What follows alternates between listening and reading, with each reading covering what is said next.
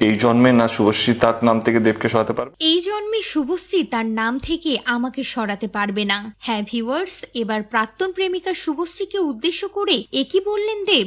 ভারতীয় সংবাদ মাধ্যম হিন্দুস্তান টাইমসের প্রতিবেদন থেকে জানা যায়, সম্প্রতি এক সাক্ষাৎকারে দেব জানান, শুভশ্রীর নামের পাশ থেকে তার নাম সরানো যাবে না। এই জন্মে না শুভশ্রী তার নাম থেকে দেবকে সরাতে পারবে? দেব বলেন, আমি ওরকম জায়গায় যেতামই না যেখানে জানতাম শুভশ্রী থাকবে বা শুভশ্রীর সঙ্গে দেখা হবে। তারপরও আমাদের নিয়ে চর্চা হয়েছে।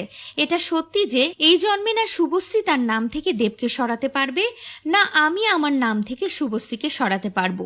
আমরা দুজনেই দুজনকে আমাদের নাম থেকে সরাতে পারবো না। সেটা হচ্ছে অন স্ক্রিন জুটি হিসেবে। দেব আরো বলেন, কারণ একটা প্রজন্ম একটা সময় আমাদের সঙ্গে ছিল, আজ তারা বড় হয়েছে, কিন্তু ভক্ত হিসেবে আমাদের ভুলেনি, আমাদের সিনেমা ভুলেনি। চোখের জলে গানটি এখনো প্রচুর মানুষ শোনে। এই গানটা বেঁচে থাকলে দেব শুভশ্রী এমনি বেঁচে থাকবে।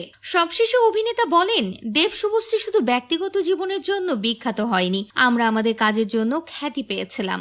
আমরা এমন এমন কাজ দিয়েছি যা ইতিহাস হয়ে রয়েছে।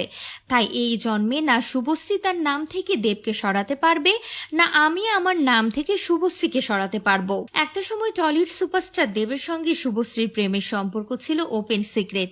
এ জুটি দর্শক জনপ্রিয়তাতেও ছিল তুঙ্গে, কিন্তু কোনো এক অজানা কারণে তাদের সম্পর্ক ভেঙে যায়।